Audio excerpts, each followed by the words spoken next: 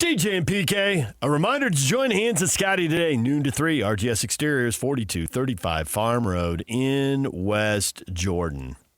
All right, PK, here comes the game.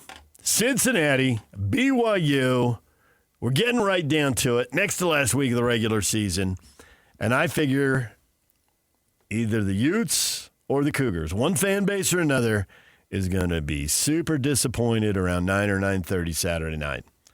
There will still be a path to the Utes to the conference title game, I suppose, regardless. But their most likely path to the conference title game, they need Cincinnati to beat BYU. Correct. And BYU's best path, and they could still have one and win some tie among teams at 2 losses, BYU has to beat Cincinnati.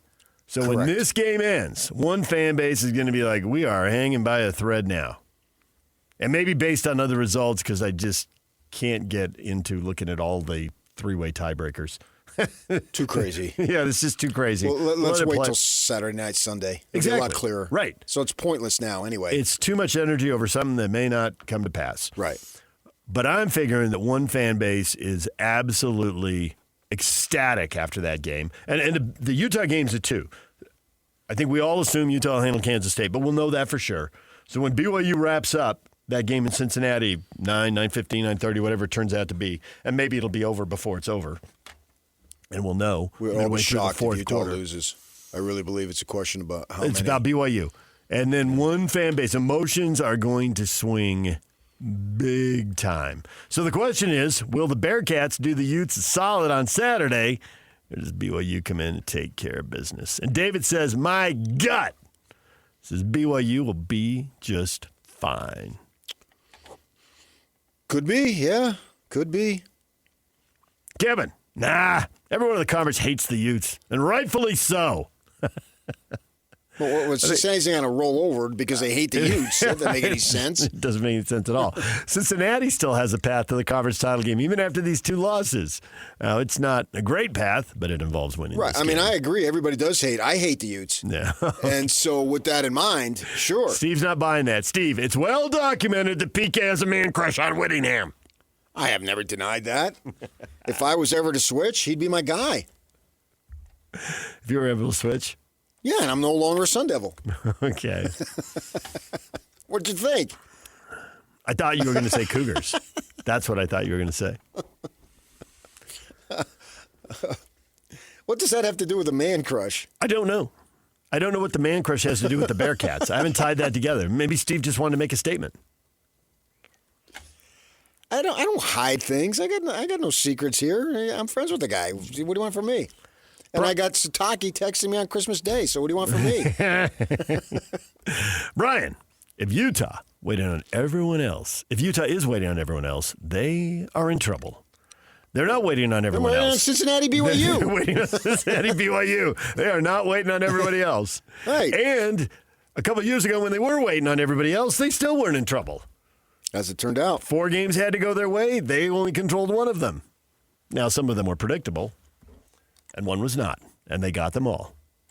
Oh, yeah. Well, I can tell you that season, man, I was up there late in November. It's probably the last week of season, and they lost to the Ducks. And I walked off with the Utes like I've done 1,000 times, and with the Cougars too. And the on the road where you go down on the field at the end of the game. Night, yeah. You go down on the field at the end of the game, and then the team walks to the locker room, and the media, whoever the media person is, the media trails, and the media PR person on the road might walk with you to show you where you're going. Right, you're right there. Yeah, I've been to Oregon a million times. So it's different than at home. But yeah. So and the whole mood was this is over. Mm-hmm. The primary objective for the season we blew it. Did not happen. Yeah. And then everything changes, and then they go to the Rose Bowl. So it's not completely this way, but this one seems like, given the fact that it's UCF, if it was suppose it was, that's another reason maybe to have the rivalry game at the end, because if it was BYU-Utah next week, this would be an appetizer instead of the main course. And next week would have been huge, or if they play Texas Tech or somebody beyond developing Scott Frost's first season UCF across the country. If it would have been the U of A, say, whatever. but we all expect them to win next week. They'll be a heavy, heavy favorite, and that boils down to tomorrow night. And the Utes need BYU to lose, and they hate BYU. And now you have it's not about emotion now. It's just simply mathematics. So now you've got mathematics combined with emotion, and you want them to lose more than ever. You've probably never rooted against them more than this game. And for justified reasons. Yeah, more justified than ever. If you are a Ute fan and they are in either your don't way. care or would like to see BYU win, you're not a Ute fan. I get it. This is strictly football now. This has nothing to do with, they're cocky, their fan base is this or that. No, I thought you were this is literal football. I thought you were going Godfather there. What? I don't know. What? I don't know. It's not personal. It's business. Oh, okay. All right. I got you. This is, all the emotion. I hate those guys. They're this, they're that, blah, blah, blah. All that stuff is out the window. This is simply you need this team to lose to benefit your team. Simple as that. It could have been any number of teams who are in BYU's situation playing this game. And I think there's a decent chance they lose. I would favor them no more than 60-40 right now. I saw a thing, and I don't know how they compute this, and it kind of drives me nuts, but I thought when I saw it flash by on a ticker, I was watching some game that ESPN does this percentage chance of winning. And that is a 100% waste of time. I know, but I saw the number 67. I thought, that's right. If they play this game 3 times, I think BYU wins. Wait a minute, too. that's right. I just said it's a 100% waste of time, and you just said, I know, and then you said that's right. I know, I think it's a waste of time. That doesn't make any sense. They accidentally got it right. There was a 1 in 100 chance, but they happened to throw up a number I I'm believed accidentally in love. I mean, come on. Sing it. What are you talking about? Yeah, that thing is so stupid, but they're right. This one time, yeah. That's a complete The 67%, contradiction. the 67% number made total sense to me. You go 60-40, I'm going to go 67-33. Since it was BYU, I would go 66.6. I see what you did there. That's clever. So you think if they played 5 times, BYU would win 3 of them? Well, I'd have to see if everybody's available Under this games. situation. Where is the game played? Is every Cincinnati. game in Cincinnati? Yes. If they played 5 times, week 11, with the players in this health. Sure, but I'm looking at through some BYU-colored glasses. I get that. We all bring our bias to it, and I do too. So, I'm probably biased. 3 out of 5, sure. I'm probably biased because of what I saw in person. I mean, I've watched them on TV, but... Did you go to Cincinnati? No. I watched the Utah-Cincinnati game at Rice Eccles Stadium. Oh. I saw him in person. I was there that night. I thought maybe you went to Cincinnati, saw them play there. I did not. I've never been to Nippert Stadium, and it's, right outside the bookstore, as Barry Tremmel likes to say. The Student Union, you can honk a loogie and hit it. Yeah, right? No. Where else are you going to get that analysis? Here, and only here. Lock it down. Oh, I like it. Maybe I can get a job. Locked on DJ PK. Get another gig. That's what you need. Don't tempt our next guest. You would make that happen. I need one now that I got run from the other one. Every time you lose one of your every time you lose one of your part-time side gigs, I was fired. I got run. It's not fired, DJ. He got run. I got run. Should have seen me, man. 3 security officers. Did not. Get your hands off me. Middle of the night, you just walked out. The door closed behind you. Sir, will you come with us? No. Did you leave that little key fob thing? Yeah, you left that. Okay. Yeah. You're all done. I got it covered. Anyway, I'm not going to Atta take kid. that and try to sneak back in. You don't want me? Screw yous. Yes. Y-A-Z-S. If I was younger, I'd show you. Y-U-Z-S probably. Yes. It's Y-O-U-S-E. Oh, it is. Yes. Oh, okay. It's a word back there. Okay. Well, I haven't lived back there, so I'll update my dictionary and I'll get that Y-O-U-S-E. Oh, that's a literal word. All right. Use. The reason I think I go a little higher than you, and I'm a little surprised you went that low, although I get it, anything could happen, but the BYU defense, they rarely give up 20 points. They have, but rarely. And I think the offense will do enough to get it done. And I'm banking on the defense. If you had to narrow it down to why I am this optimistic, and I get 2 out of 3, and a couple turnovers, and maybe the defense only gives up 20 points and the offense looks like it did against Texas Tech, but I just don't think the Cincinnati defense is anywhere near Texas Tech's defense. And I think... No one's is. Right. Well, I take that back. Utah's is. Okay. Well, Utah and BYU, I mean, you look at them statistically and look at the results. Utah and BYU are the ones who come closest, and look where they are in the standings. And look who's most likely to go to the conference title game. I would put Utah's defense. And I would. In this pick, I am banking big time. And I know the conversation is always about the quarterback. The thing I do like is the thing that can sink in this game is emotion.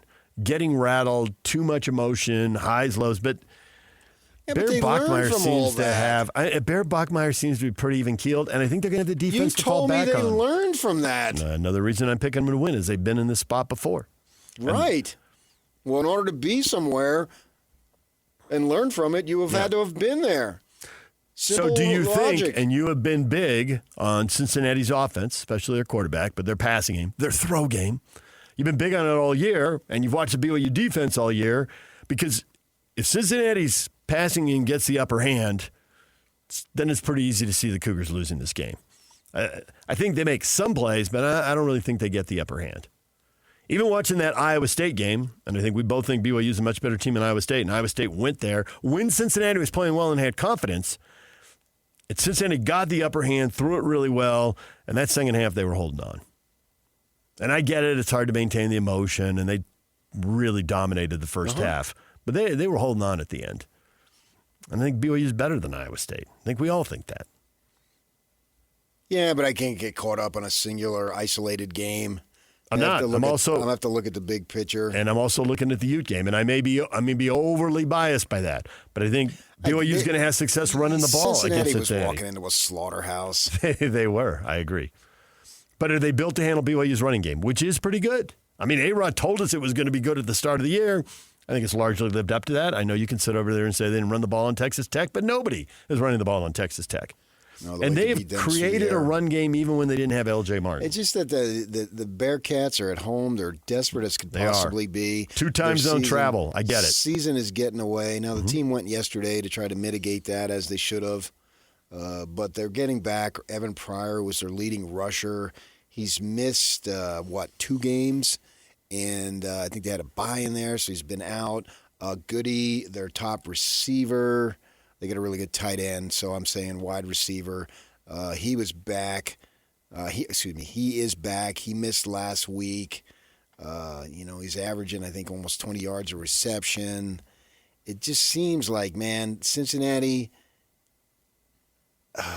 they're going to, whatever they have as far as their best, they're going to give it right now. And that's a tough situation to ask BYU to go back there and win this game, but they've got to. And I still favor the Cougs. Obviously, I want them to win. And I want them to win even at the expense of the Sun Devils. People think I'm not an all-out Sun Devil fan. I want to see one of our teams get an opportunity to play Tech again. And right now, they're the leading team. If they lose, then I'll pull for the Utes to get in there. And Sun Devils are watered down. Even if they got there, they'd get smoked. I was about to make that point. Yeah. That's why you're so low key on them. I thought that was the number one reason. It is, yeah. Maybe if they had another, but it's also here. This is local. We can benefit from it. So it's a combination. If they had their guys, that'd be another story. But they don't, obviously.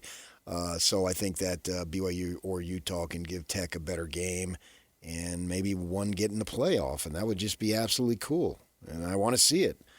I think they'll get it done. If they don't, then I'll be waving the red pom-poms. DJ PK, David Locke talking Utah Jazz. Big weekend. Big weekend for the Jazz. We got the defending champs, the Thunder, in tonight. The Lakers are coming in Sunday. And we have Jazz tickets to give away. We'll do that when we talk to David Locke right after the break. Stay with us right here on The Zone.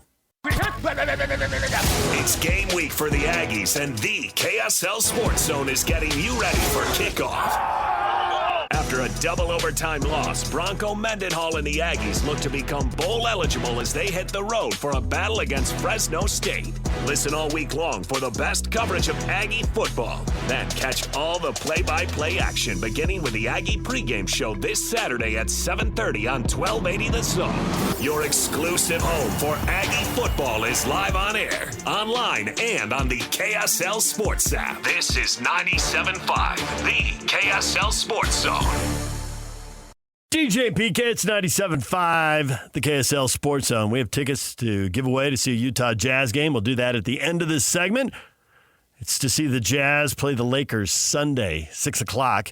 And we'll give those away at the end of the segment. But first, we need to speak with one David Locke, radio voice of the Utah Jazz. David, good morning.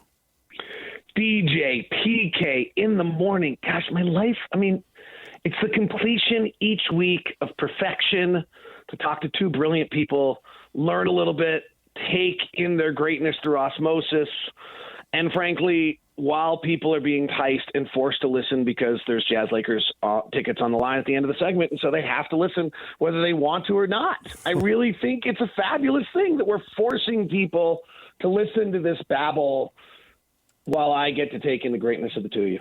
Thank you. You're welcome, David. Okay. Jazz Lakers, you get to see LeBron at 40, whatever years old. Well, maybe the last time, maybe the second last time.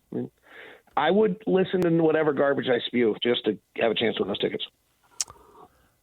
We always want updates on the young guys and what you're seeing, acknowledging it's a work in progress, and whatever you say, however true it might be today, it might not be true in a month or two or three. Well, let's just go with what you're seeing today. Isaiah Collier didn't get to play at the start of the season. He missed a few games, I think about 8 of them. And he's now played in a half dozen games, and he's shooting it better. But the thing that impresses me is he seems to get into the paint pretty much whenever he wants. Has he established himself in your mind? Is this a guy who's going to, regardless of what the ceiling is, and if you've got an idea on that, please share. But as a base, as he said, as a guy who this is going to play in the league and be a backup point guard and be on rosters for a few years here, based on his size, his strength, and his ability to get in the paint, break the paint, as Quinn Snyder used to say. All right, can we big picture this for a second? Please do. Move off this. This ruins our conversations for the future, but let's just have the moment of reality, and then we can move into Okay. So, Walker Kessler, year 2 to year 3, did what? From year 2 to year 3, took a big jump. And Keontae George is doing what? Taking a jump. At what point? Year 3. Right.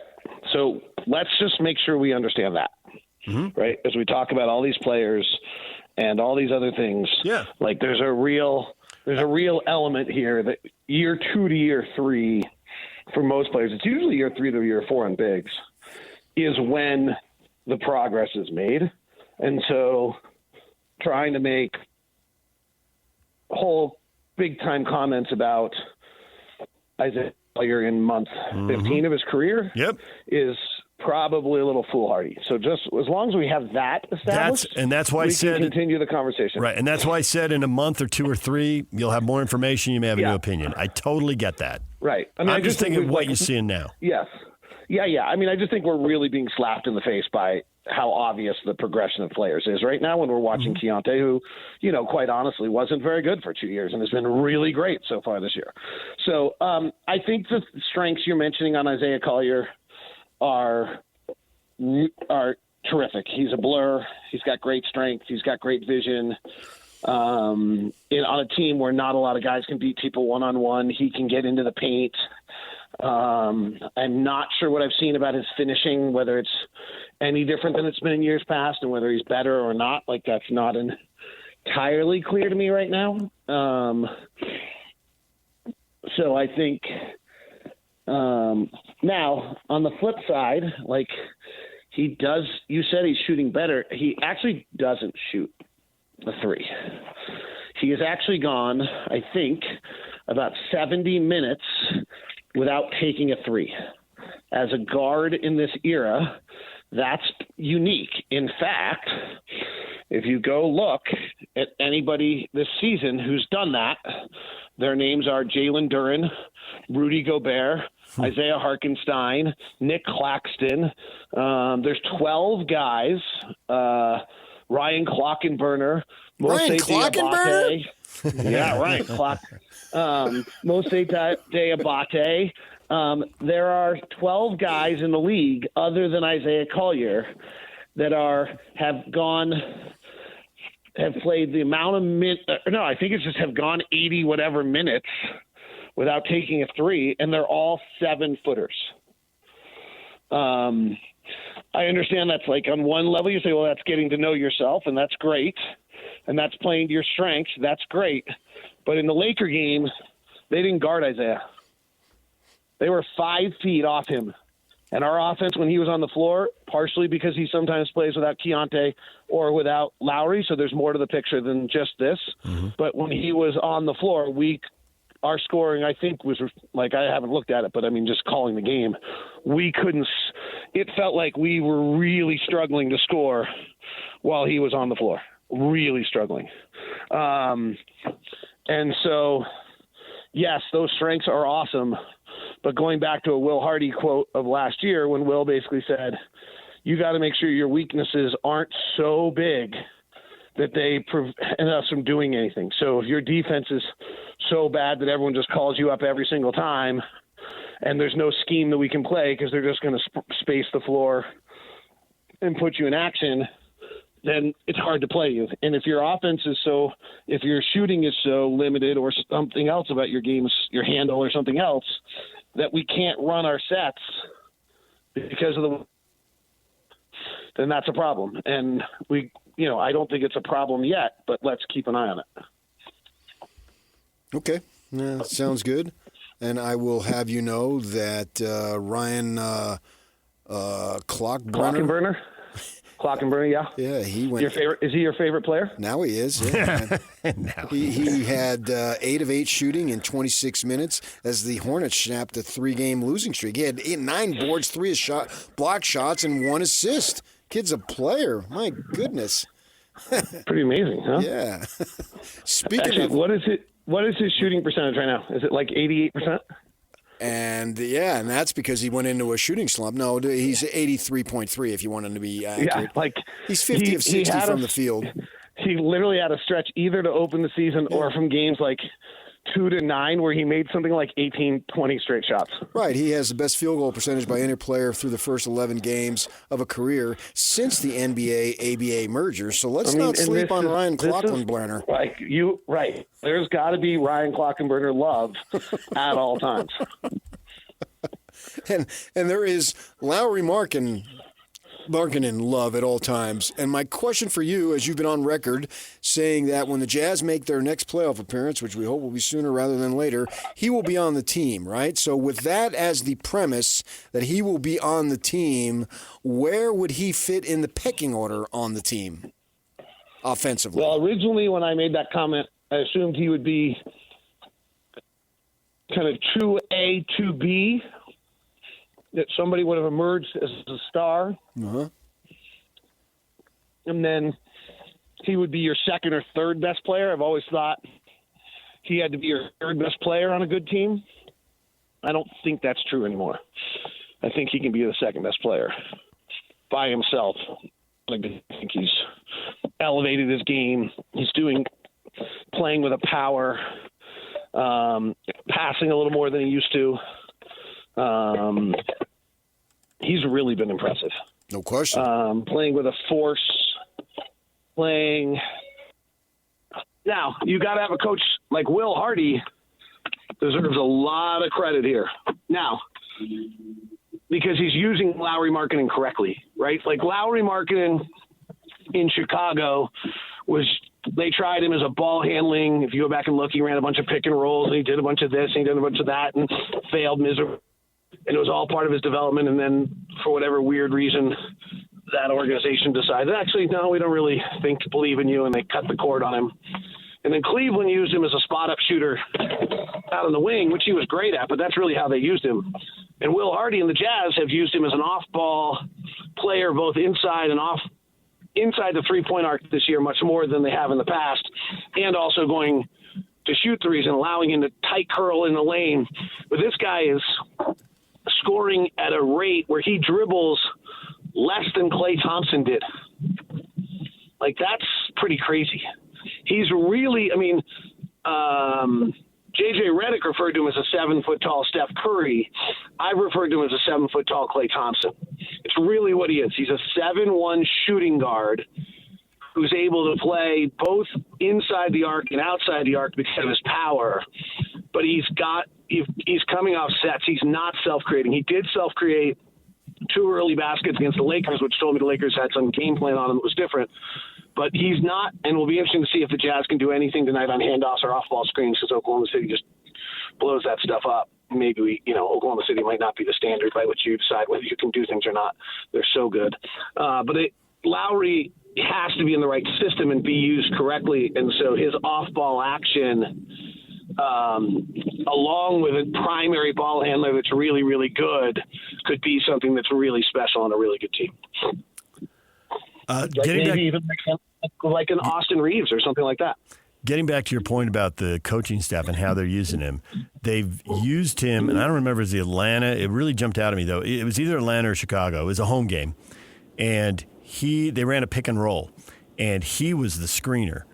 And whoever had the ball was right in front of the visitor's bench, right in front of it. And I don't remember if it was Keontae or Collier. I think it was Keontae. But anyway, he sets the screen, they go to switch it, and he immediately rolls, and he's got the defender pinned. He's got a clear path to the hoop. He gets the pass, he dunks. Can they do that kind of stuff all the time, or can they only do that because Kessler's out? With Kessler on the floor, there's nowhere to space Kessler. So I'm wondering how much the absence of Kessler, which is a massive problem at the defensive end of the floor, is making the game even easier for him offensively.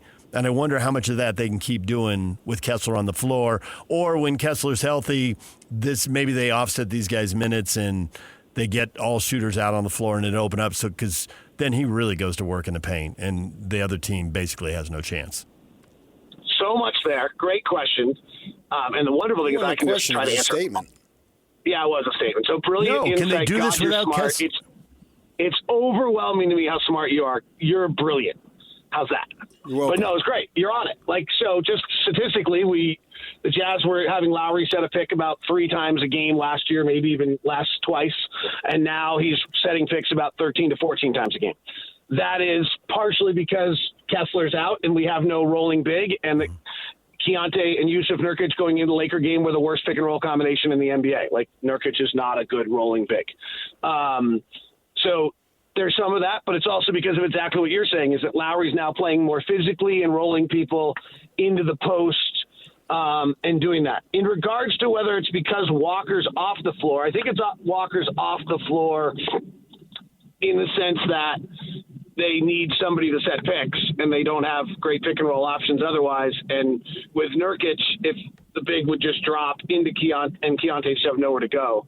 The second thing is, I think Walker's offensive rebounding presence, the best offensive rebounding this side of Steven Adams last year in the NBA, means you could play Walker in the dunker spot, which is right or left of the basket, and the opponent would not be able to leave him because of his offensive rebounding. So you can still run Keontae, Lowry, pick and rolls with Walker on the floor. So I do not think it's because there's maybe a little more room, but I actually don't think Walker's offensive rebounding prowess means that there's enough gravity to him that he would not impact the spacing by being in the dunker. We're seeing that with Houston right now, who's doing a bunch of this with Steven Adams, and they actually even have Amon Thompson on the floor who can't shoot, and he's slicing on the baseline as another action that is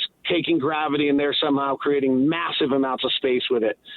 There's a little bit of a space revolution going on in the NBA right now, that offensive rebounding and cutters are creating space for shooters and drivers, and suddenly, as much as everybody wanted to play 5 out to create space, there's also a reality that if you have 4 out or even 3 out, you have wider driving lanes.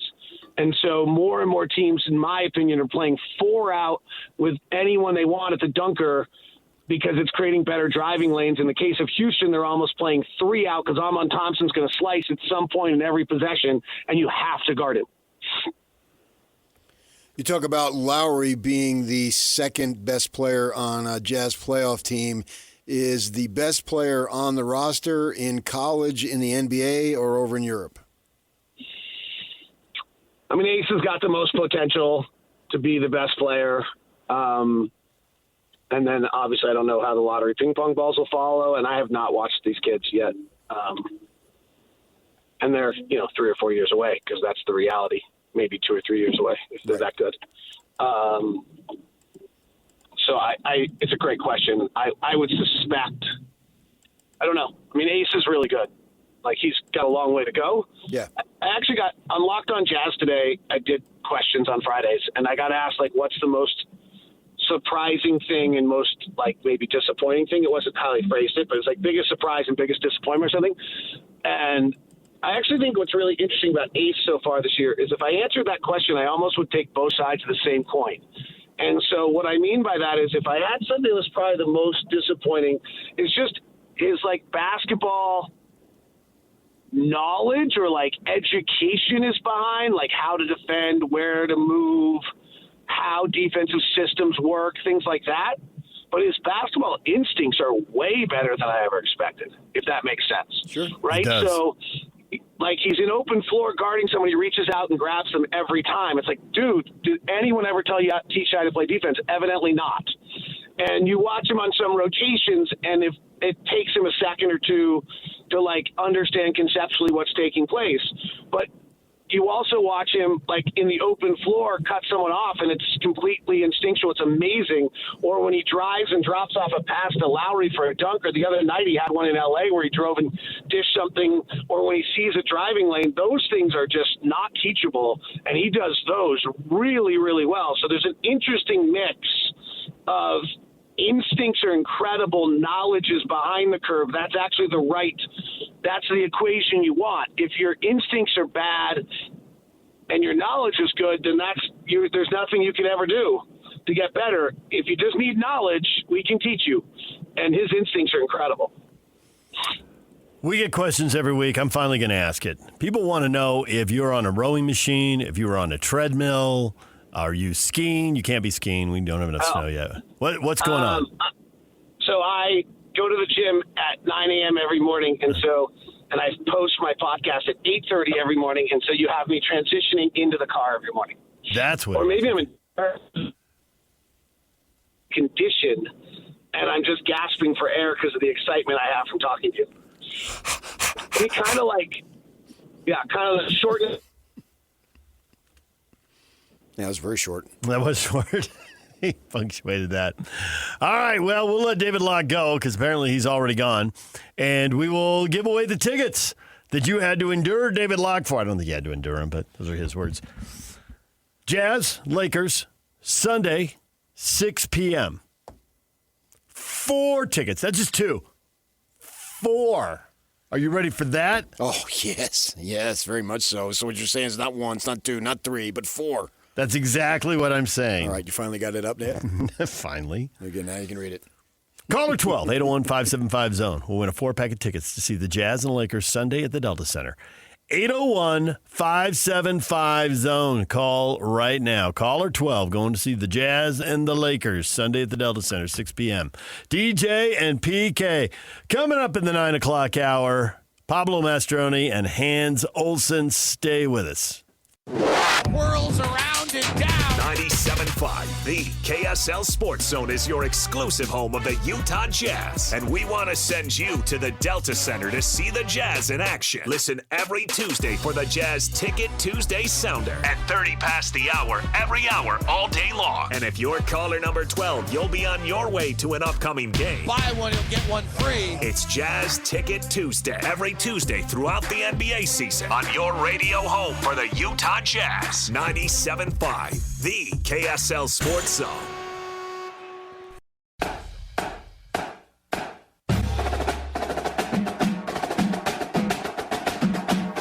The Hercules First Federal Credit Union Salt Lake County High School Player of the Week is Weston Briggs from Corner Canyon High. He ran for 87 yards and 2 scores while adding 84 yards receiving another touchdown as the Chargers beat Mountain Ridge in the semifinals 59-20. Salt Lake County Player of the Week award proudly presented by Hercules First Federal Credit Union. At Hercules, they're celebrating the everyday victories.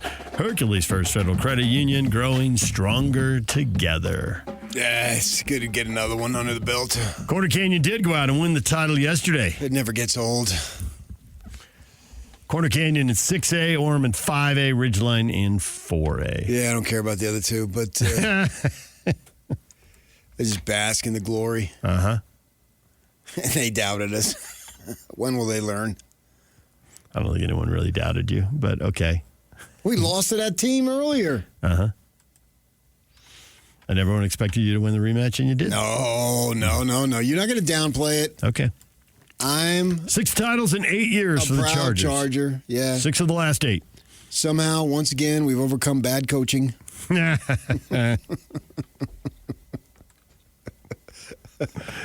just say that because you know it'll get back to him. We got to do it every year, in spite of him. How dare you denigrate the next Weber State head coach that way? We'll see. Yeah, it was a powerhouse of a program. Number 7 for the big guy. It is time to pick our locks of the week. I'm going Corner Canyon next year.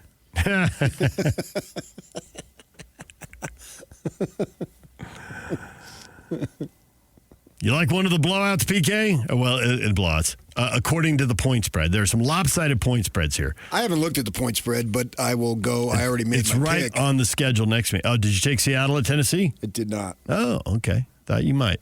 I know that they have it. The point spreads are on the schedule. I understand that. That's right here, yeah. Yak, you taking Seattle at Tennessee? Nope. Ooh, really? Is that who you're taking? I'm torn between that and the Jets and Ravens. I just checked. Lamar Jackson cleared to play, although he practiced, but he's managing his body, the ankle injury. So am I. Rather well, I might add.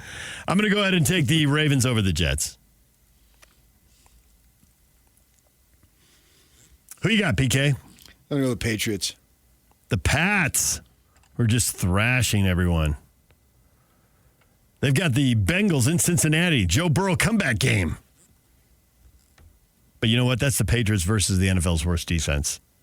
That defense is terrible. I think they're giving up 32 points a game. Mm-hmm. Yeah. Yak, how about you? Just one loss on the year. Time to bounce back for you. He did bounce back. I bounced back last week. Oh, was the loss 2 weeks ago? Baltimore, okay. yeah. Okay. So I was actually going to go with PK's pick, but I'm going to switch mine. I'm going to go with the Lions over the Giants. Reasonable. All right. Lions are 10-point favorites at home against the Giants. Oh, check that. Actually, I can't do it. You can't do it? I took Detroit earlier. I think I took Detroit earlier. I couldn't do it either. Yeah, so in that case, I'm probably going to have to go with PK. I'm going to take New England then in that case. Oh, I can't take the Patriots either. Man, I'm screwing up all over the place today. See, that's because you took all the good teams early in the year. No, I did not. That's somebody else we know. Yeah, it turns out the Patriots are a good team. I haven't used them yet. Yeah, that's actually. Well, you didn't know they were a good team. Exactly. So you went with the brand based on expectations. Mm-hmm. And now it's changed, so now you'll consider going with them. You know what I'm going to do? What? I'm going to knock out the Philadelphia Eagles right now. The time to take the Eagles. Ooh. Taking the Cowboys in Dallas. They're gonna punk Jerry Jones's team because. Good. I'm glad you couldn't take the Patriots because that'd be like, and this serious. This has bugged me for years. They bid on The Price is Right, and somebody says 500, and the next person says 501. I hate that. There's got to be at least a $50 variance. It should go, meaning you got to go higher or lower. That's such a ripoff. And they need to have 5 new people, however many contestants they have, every time. You get one shot. You don't get to stay there all day. It's a joke. You can spray and neuter your pets. I'm fine with that. But the other stuff, no. There needs to be some changes to that show. DJ PK, it's 97.5, the KSL Sports Zone.